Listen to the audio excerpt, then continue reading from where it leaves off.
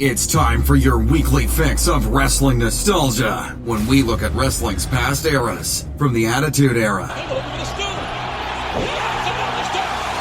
to the Reality Era. I'd like to think that maybe this company will be better after Vince McMahon's dead, but the fact is, it's going to get taken over by his idiotic daughter and his doofus son-in-law and the rest of his stupid family. To today,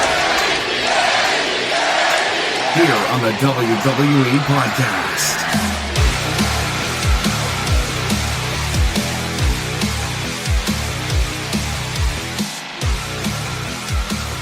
Alrighty, welcome to the WWE Podcast, and yeah, it's Wrestling Nostalgia Night, and this is nostalgic. I mean, I guess anything in the past could be nostalgic. It's all perspective, and typically I go back at least 10, 15, 20, sometimes even longer years, and tonight we're only going back a couple of years. And I think it's relevant given Becky Lynch's recent announcement of her pregnancy, and to really gain some perspective of what this moment meant for not just the women's division, but the industry as a whole shifted in one fell swoop. One single slap by Becky Lynch sent the WWE industry, the wrestling industry, I should say. WWE is not an industry. The wrestling industry on its head with a single action. And looking back at this moment nearly 2 years later definitely confirms that. I mean, it was a big moment then. I think it's an even bigger moment now that we have had time to reflect on where this all started, where this Becky Lynch man journey started, and where this women's division really caught fire. And yes, prior to this moment in 2018, there was some very good matches from the ladies, right? I mean, we had Sasha Banks facing Charlotte for how many times, right? But they had some great matches. They had their Hell in a Cell match. They had all about worrying about making history. We had Bayley called up. The women's division was starting to really grow. And it was a time where the baby faces of the standard baby faces and the standard main event women that were spearheading the women's evolution needed to step aside for one woman who the fans felt connected with throughout her journey in NXT, through WWE, all the missed bookings, all the mishandling, and the fans stuck with her, and the fans shared in that moment with Becky Lynch. They vicariously lived through Becky Lynch in that moment, and that is what made this moment so damn special. And you could say it was a career night for Becky. I don't think that's even a question. Was it the biggest night of her career? No, I think the biggest night of her career was main eventing WrestleMania 35, and that is certainly and should be the biggest moment of her career. And it was.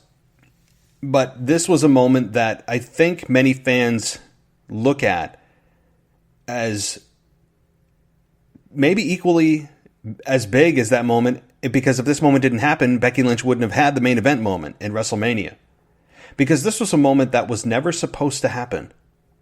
This was a moment that was never in the script, per se. It was never in the plans.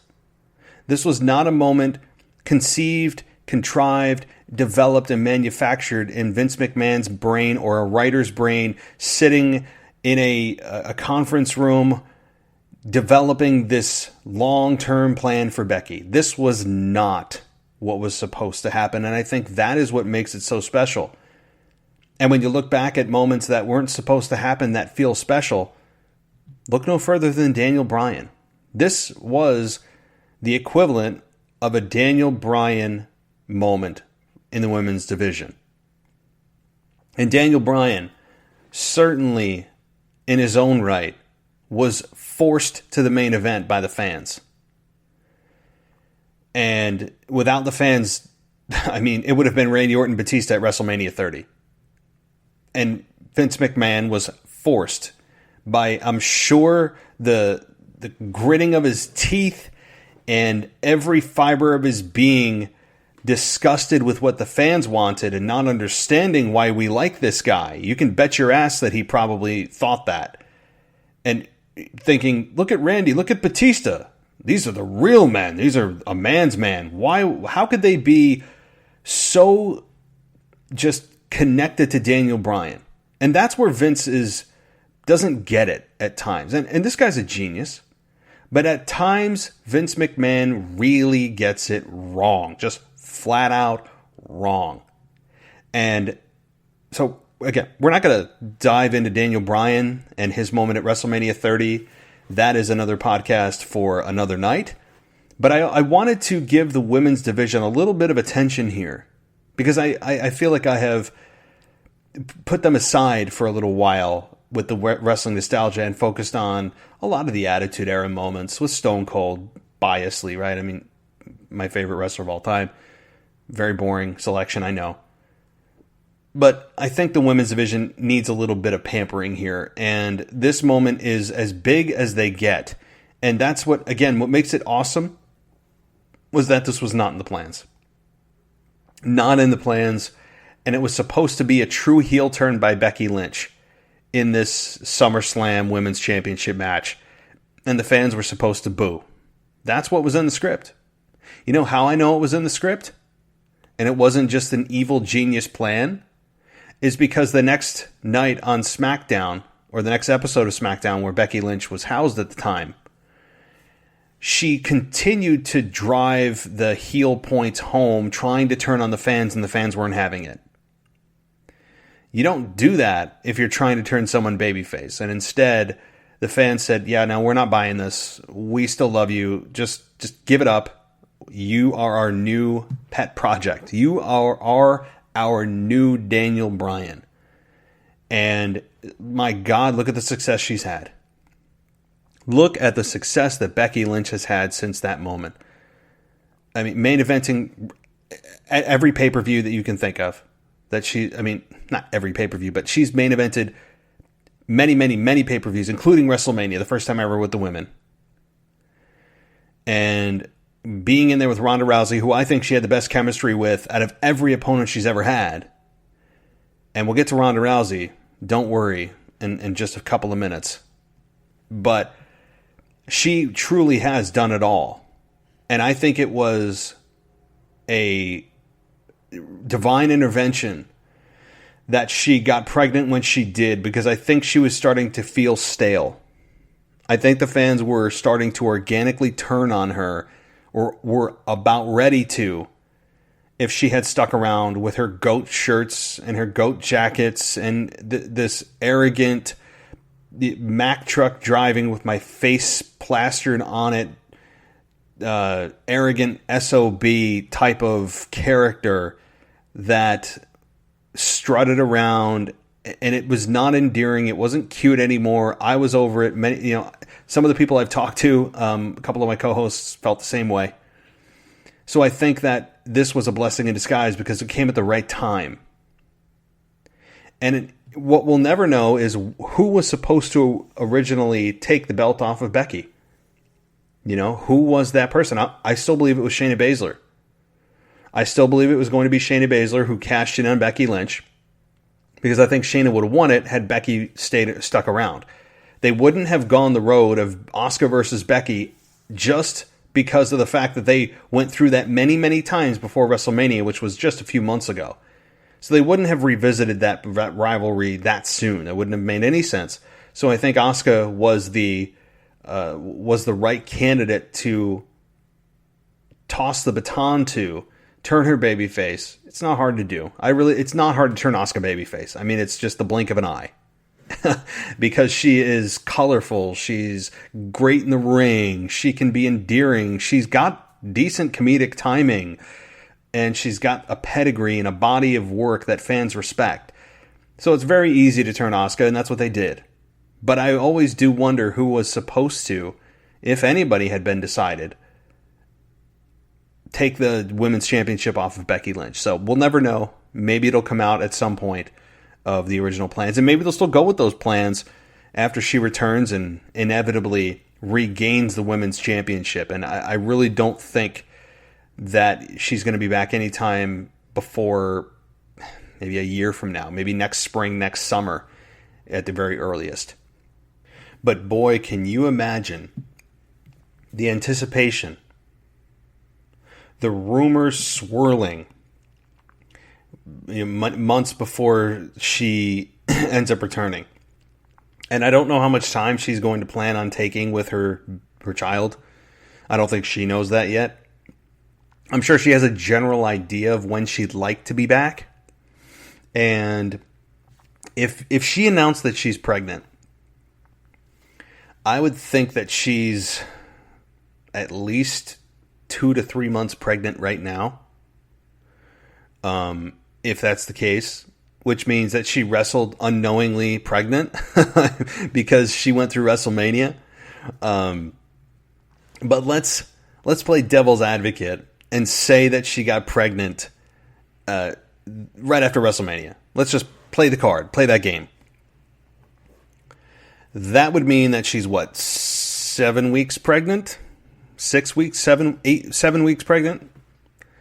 Which means that if she's 7 weeks pregnant, ballsy move to tell someone you're pregnant at 7 weeks. I mean, it's you're still in that kind of risky zone, right?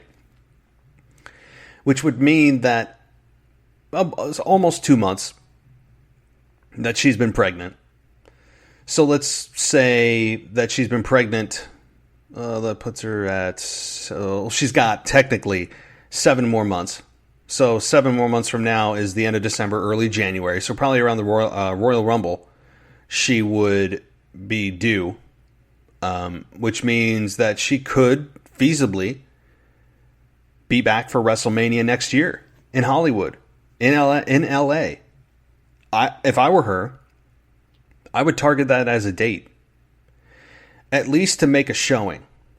At least in a guest capacity, maybe not for a full-time return, but to rather give the fans a tease and more fan service. And again, this is all assuming that we are back with a unrestricted, handcuffs off, social distancing is a distant memory life. Because I don't think you want this in front of nobody in the Performance Center. God help us if we are still doing this crap in, not 10, 11 months from now. I mean, really.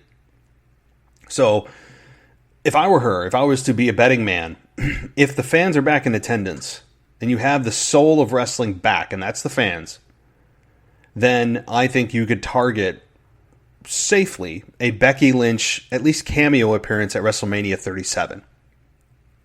I think that is a realistic date for her to be back from, or have given birth, recovered enough to at least make an appearance for maybe some kind of physical quick altercation, or guest referee capacity, or she just comes out and stands there and the fans go crazy, right? So anyway, I'm getting a little bit off track, but I'm just thinking about when we could see Becky Lynch again, and many of us are as well. Because giving birth and child care is no easy feat. I mean, so if anybody has a child, whether you're a father or a mother, you know this. You know which that of I speak. I didn't say that right, but you know what I mean. Okay, but let's get back to SummerSlam 2018.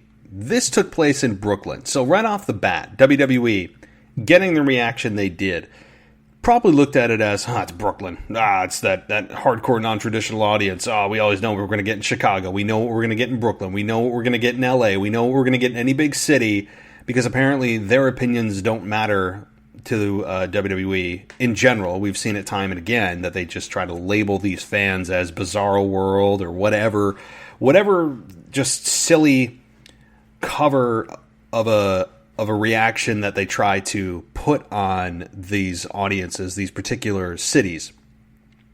But let's set the table. Because here's how this whole thing started. This was the road to SummerSlam 2018. So in 2017, let's take a step back. Alexa Bliss was traded to Monday Night Raw in the Superstar Shakeup with Flair coming over to SmackDown, Charlotte Flair. It didn't take long for Flair to assert her dominance over the division and capture the title from Natalya at the prior year's SummerSlam.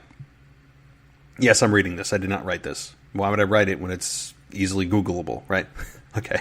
But after successfully defending her title against Asuka at WrestleMania 34, Flair lost the championship when Carmella cashed in on her with the Money in the Bank briefcase. So with Flair away from television after surgery, Becky Lynch would then go on a winning streak and fight her way into the number one contendership against Carmella. And that's when the two were set to face off at SummerSlam 2018 when Flair returned. So we're getting there, right? I mean, you got to remember, Carmella was actually involved in this match. She's such an afterthought in this match, and that's just the way it is because of the fact that it really wasn't about Carmella here. This was all about Becky, and in a lot of ways about Charlotte, and I'll get to that in a minute too.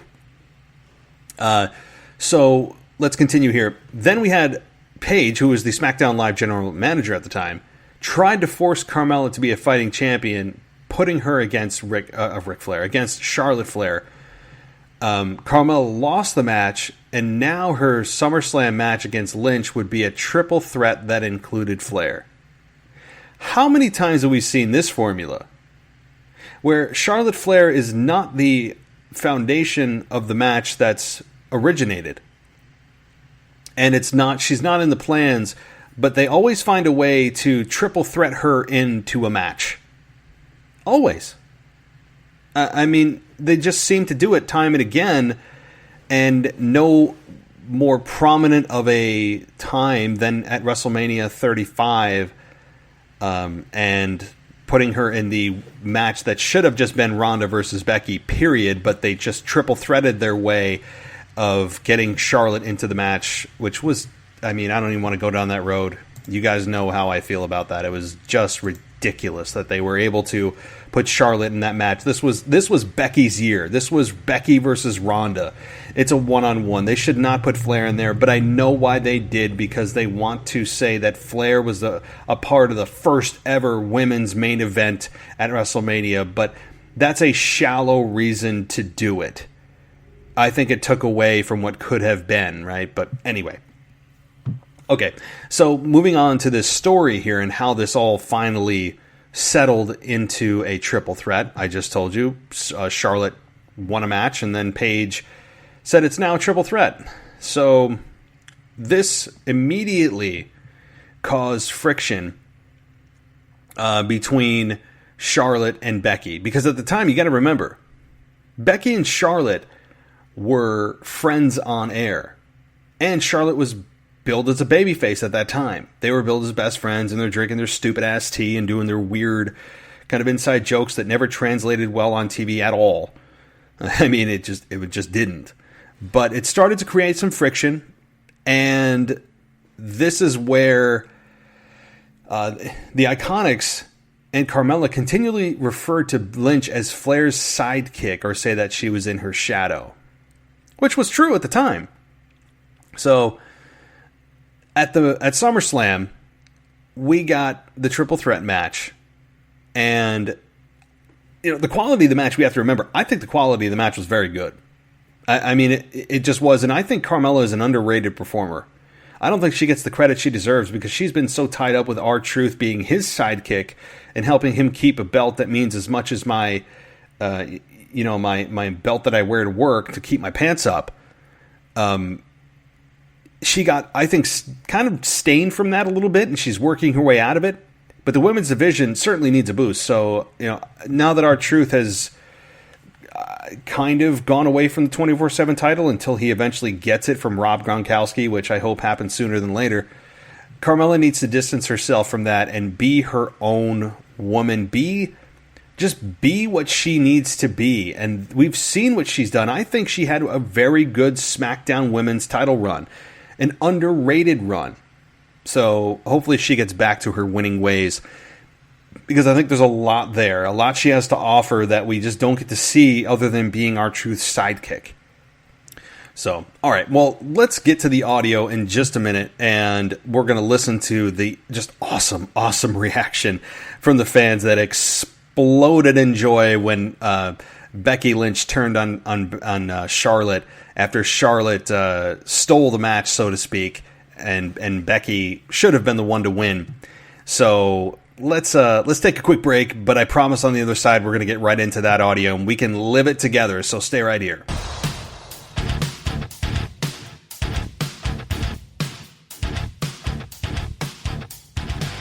All right, guys, welcome back. And during the break, I was rewatching some of this footage from SummerSlam 2018 and the follow-up promo on SmackDown with Becky Lynch cut. And interestingly, the promo package that WWE showed on SmackDown before Becky Lynch came out to try to double down on her heel turn, which obviously flopped, the WWE in post-production took away the crowd reaction to the slap. So if there's any doubt that WWE had this grand plan, it all got shattered. I mean, they cannot take responsibility for this. This is purely because of the fans that Becky Lynch had such a massive impact on the industry in the women's and men's division, because the women here started to really take over the main events. And Becky Lynch was at the forefront of this. And we all know what happened with Becky in main events and her history-making moments and all of that kind of thing. Those were all because of the fans. Had the fans just went along with WWE's script, they would have booed Becky Lynch, cheered Charlotte Flair, and it would have just been kind of the Charlotte show. Instead, Charlotte won the championship here for the 7th time after Becky Lynch had Carmella in the disarmor, about to have her tap. Charlotte hits natural selection, pins Becky Lynch for the victory. And they hug it out, and let's get to the damn audio, right? This is what we're here for. Let's listen in on this moment. It was every woman for herself in this match, and Charlotte just took advantage.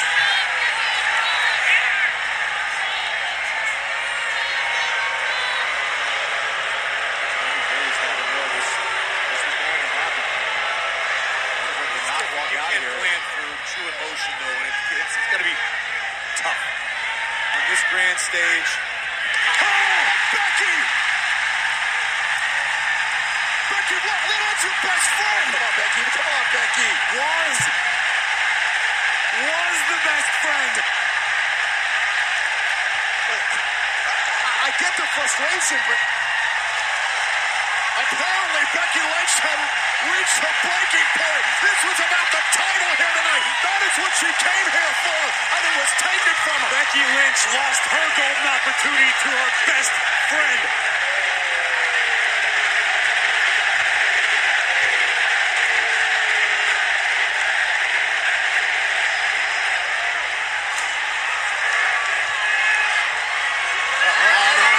Charlotte sent into the barricade. There is pure disdain in the eyes of Becky Lynch right now. I have never seen this look on Becky's face. Oh my God! Oh my God! Over the German announce desk. I can't believe we are seeing Becky Lynch snap. This was supposed to be Becky's night in her mind. I don't think anyone expected it, but I kind of love it.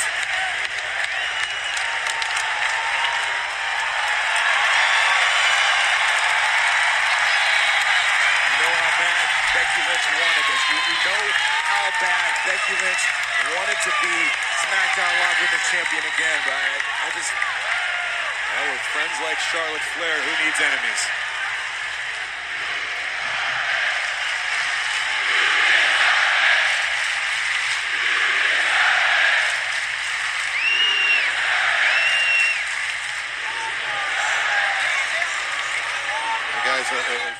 I mean, that's, man, it's such a huge moment there. And listening to that again and watching it again is, you talk about raw emotion from the fans, about their frustrations of the booking of Becky and having Becky snap just as the fans get fed up with another Charlotte championship win, another title reign for Charlotte, as Becky Lynch in the past had just kind of been the good little soldier and good friend and been supportive and been just the little ass kicker that comes out in those stupid goggles that she did. And I never was a fan of that. Never. I actually came on here many times and just really shot down just how silly her entrance was.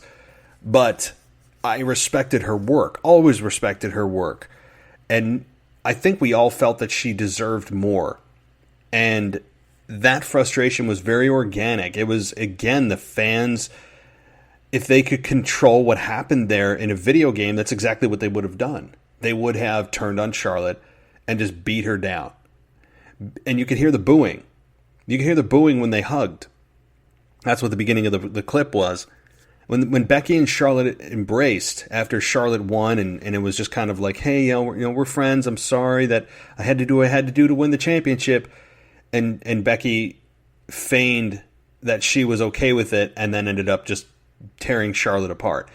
And then the "you deserve it" chants at the end were probably twofold. You deserve it, meaning Becky deserves the championship as she walked up the ramp and walked back into the curtain. But also you could interpret it as a "you deserve it" to Charlotte for getting, her having her ass kicked. I mean, it was probably a little bit of both. And it was a moment that is so just, it's such a turning point. We knew it was a turning point then, and it feels even bigger now if that moment didn't happen, right? And I don't know how WWE, Vince McMahon, didn't see this coming a mile away. Because you have a champion that's just been champion forever. She's clearly the corporate choice. She is the female Roman Reigns.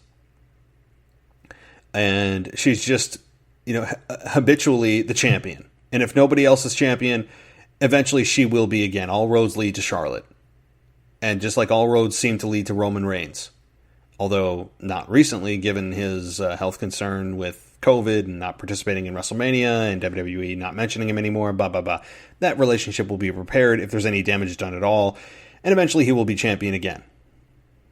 And so with the female Roman Reigns in the women's division, you have this underdog of Becky who's been in the fans' eyes for many years in NXT and has gone through the paces. She's earned her respect in front of the fans for years.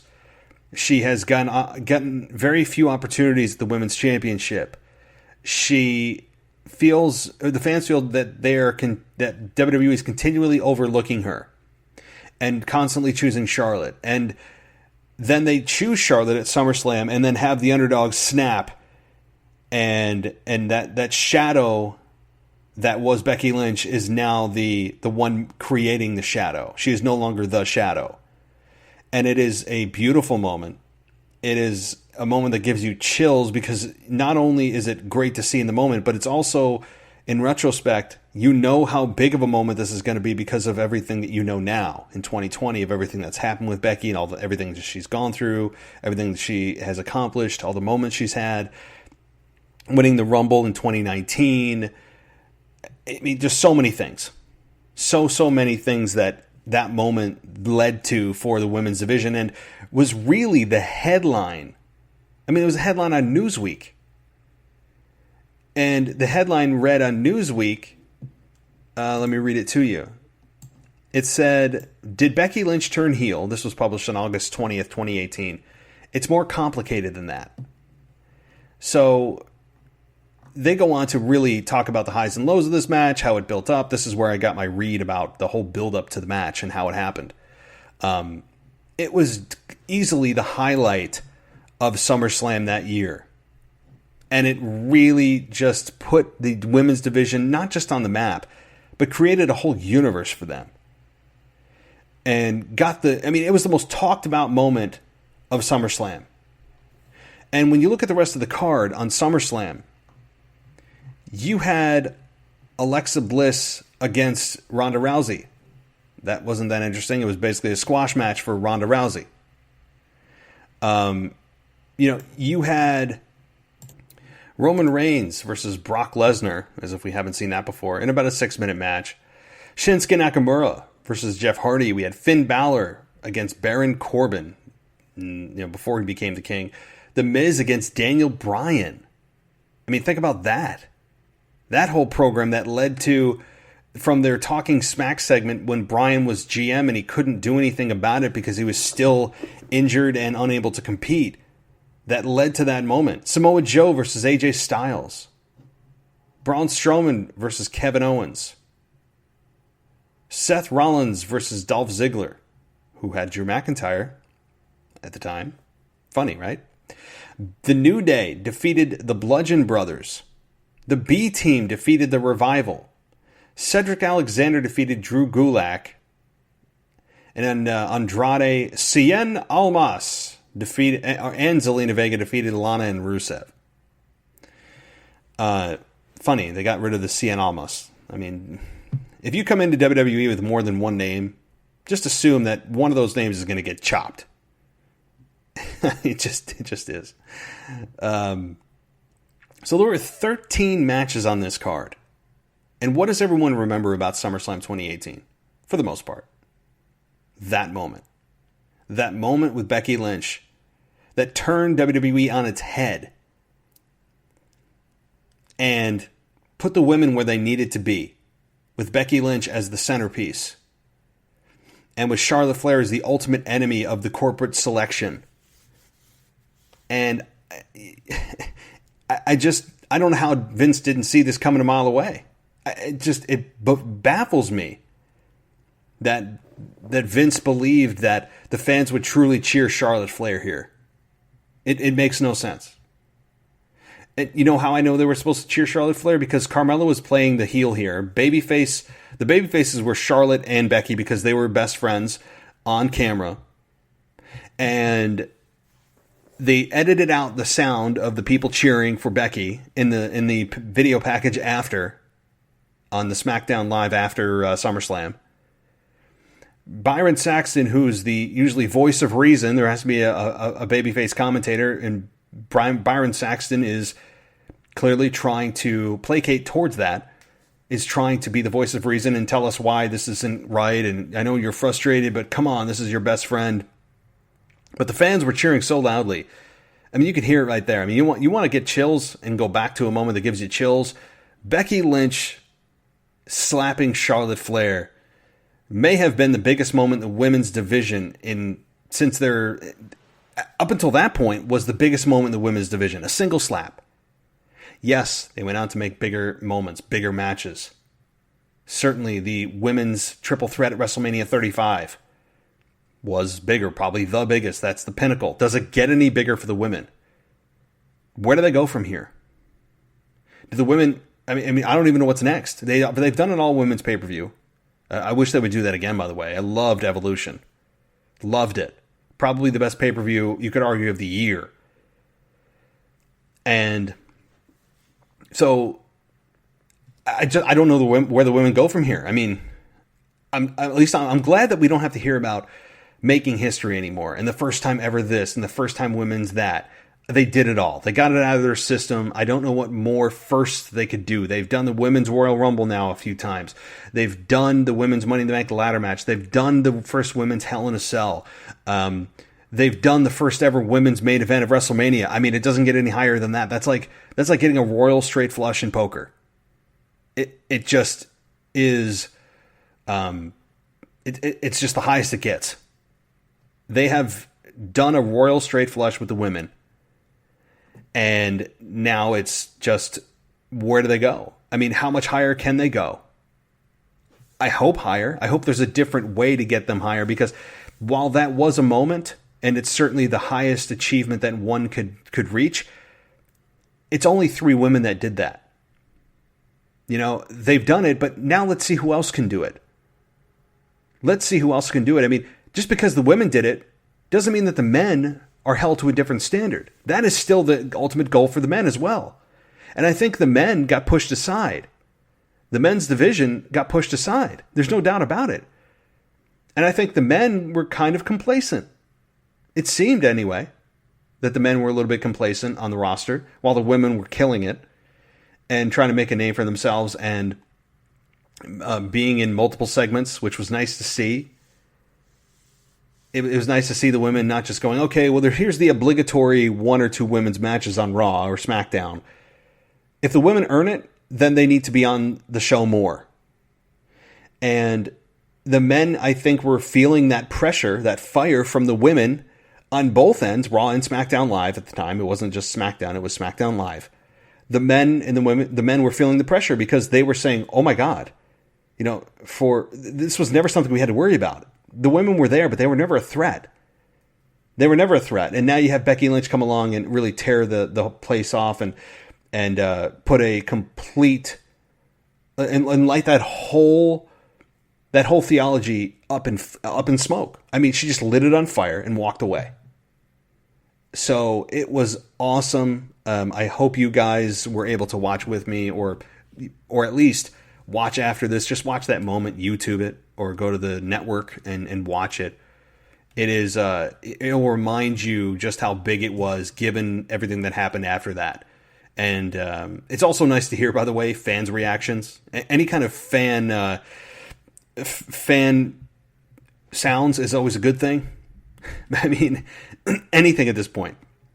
After 8-9 weeks of just silence in the empty performance center, it's getting a little old. I hope that WWE sooner than later is allowed to incorporate fans, because it seems like Florida is really easing up on their restrictions. There's talk of pro sports coming back. That seems to be the focal point. I think as a nation, we have reached that turning point in terms of our, not just the numbers of deaths with the COVID outbreak and people contracting it and the active daily cases and the hospitalizations, everything's trending downward. So the numbers line up with the actions of lifting the lockdowns, which you could argue were more devastating than the COVID virus itself. But I'm trying very hard not to get political. But with Florida relaxing a lot of its restrictions, do we see fans in attendance in WWE before the summer is out? I think the answer is yes. Now, does everyone have to be 6 feet apart? And is it half capacity, 25% capacity? Do they have to wear masks while they're screaming? It may look very weird, right? You probably will have a 25 or 50% capacity with people spaced apart and people wearing masks. But you know what? I will take that over, crickets. Please. I think we're all a little bit over the crickets and silence.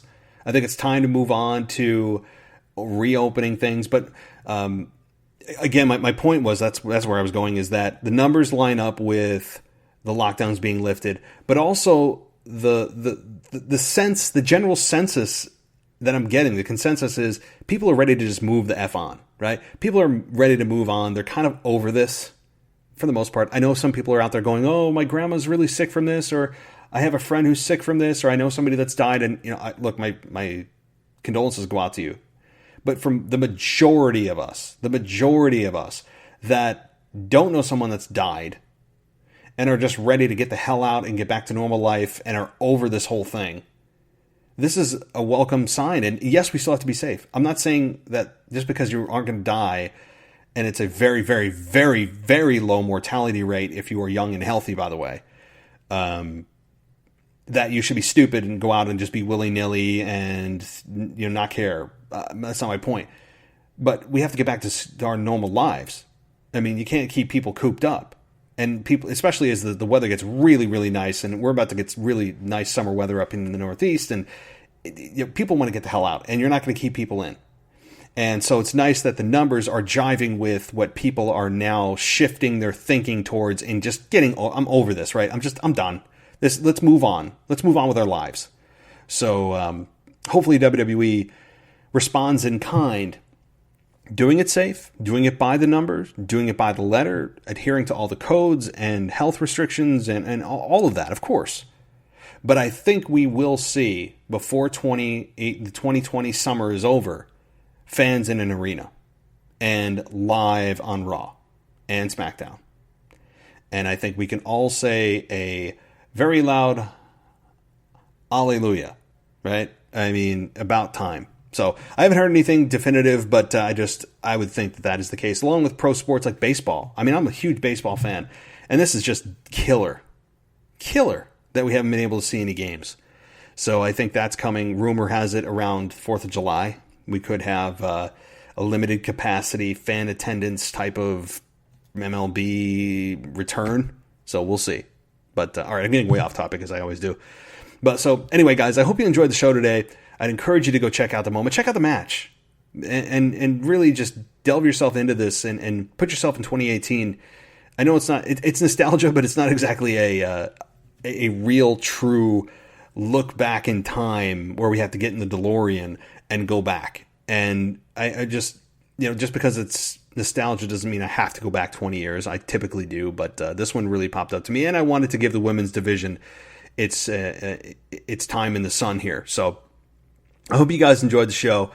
Again, I'll be back. When the heck am I going to be back? Saturday with a co-host. I think I know who it is. I've lost kind of the rotation of names, but so I'm gonna be back with a co-host on Saturday to do your weekend review covering SmackDown and Raw, and then NXT and AEW come to you tomorrow. So keep an eye out for that. We got 3 shows coming to you, and of course, we will also have this weekend your very first SmackDown review from our new co-host, and that. He was announced on my Twitter feed earlier this week, but I don't have access to my Twitter because they've suspended my account. I told you the guys that yesterday. No idea why. I've appealed I filed an appeal with Twitter because I have no clue what I've done. I didn't put anything offensive up. I haven't spammed anybody. I haven't done massive follows and unfollows. I have no clue why the hell my account's suspended. So hopefully I get answers. So you can't DM me. My account is just like MIA. Like when I log in, it just says I have 0 followers and 0 people I'm following. It's just like, what the hell, man? I got to conduct some business. So it's tough. It's tough. So anyway, that's my problem, not yours. And we're actively working on getting that back. So you can email me, by the way. You can still email me. That hasn't been shut down at realwwepodcast@gmail.com. If you want to get your voice in on the show and get a comment or question or suggestion, send your voicemail to me. Just create a voice memo and send it to me from your phone. Super easy. And I'll get your voice in on the show. And that's always a fun thing. If not, just head on over to Patreon if you want an ad-free experience at the WWE Podcast. And you can also subscribe to us on Apple. It's a great way to help out the show. Subscribe and review us on Apple is a really good way to help the show. I notice many of you that do that, so thank you. Even those of you that hate on the show or think I'm rude or I don't know, whatever, don't care. I mean, you're entitled to your opinion. It's cool. I mean, you say whatever you'd like. It is what it is. I'm cool with it. It just comes with the territory. So, all right. Anyway, guys, thank you so much for listening. And yep, I will talk to you soon. Thanks for listening to the WWE Podcast. Don't forget to subscribe on your favorite podcast app so you don't miss a show, or head to WWEpodcast.com. And for all of these shows ad-free, head over to patreon.com/WWE Podcast. Until then, we'll see you next time.